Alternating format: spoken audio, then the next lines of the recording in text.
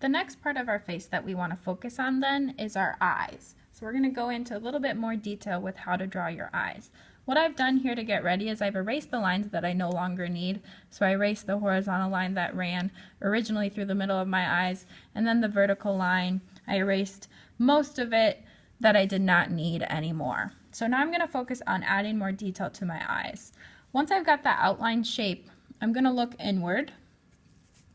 And I'll scoot this over so it's focused on one eye here, because you'll do the same thing for each eye. What I'm going to do is I'm going to start drawing the iris, the colored part of the eye, which is the largest circle, and the pupil sits inside the iris. So the circle is not a perfect circle. We only see part of it. We don't see the full top and we don't see the full bottom. So you're going to see a curved line from top to bottom on the left side and the right side. And you'll see this if you look closely in your eye. You won't see the full circle. It'll overlap underneath the top of your eyelid and the bottom, so we don't see the circle ending. You also want to think about details like the bottom lip of your eye down here. And then up on the top of your eye, it might be more of a darker line that shows that there's that lid there. Okay. We also have the pupil, of course, which is another circle. And you'll have to pay attention to size as far as what you look like and what your eye looks like. But another circle, and we do see the full pupil on the inside of the iris. So that should be a full circle. Other things I need to look at here are the left and right side of the eye, which are usually, depending on the lighting, pretty shaded.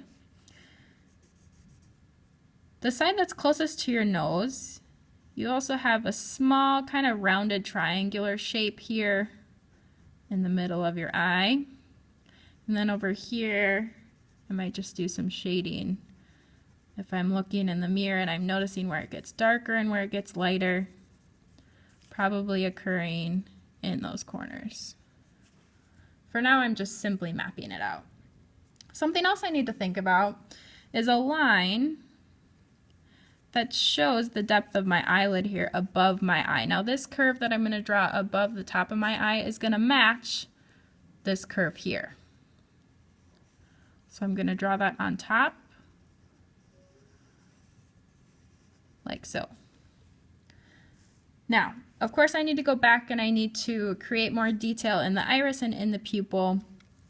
If you look closely with the iris, it's sort of a sunburst texture, along with some shading and some highlighting that you can do. Pay attention to the lighting, where it's lighter, where it's darker. It's normally going to be darker around the outline of the iris. And there might be some areas that are left white.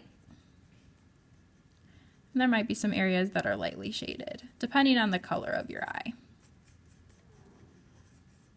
Okay, the pupil is black, but it will have some highlights. And pay attention to where those are, because that's going to give the effect of where you're looking in your picture. So leaving the white of the paper where you need those highlights to be.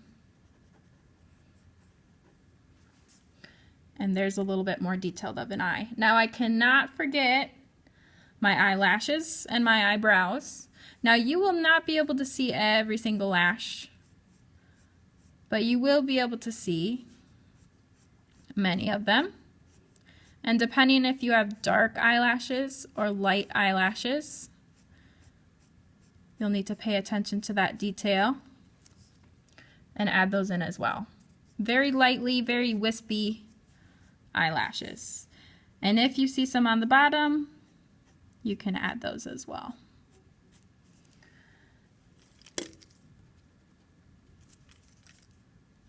Now, I need an eyebrow above each eye, and those are lightly drawn as well, with areas that can be darker. But I do see individual hairs, and I need to pay attention to the direction that they go and the shape that all those little lines together create. There may be some areas where the hairs are further apart, and then there's going to be some areas where there's more hairs closer together, and that creates a darker shade. So pay attention to that as well. And there you've got a more detailed eye.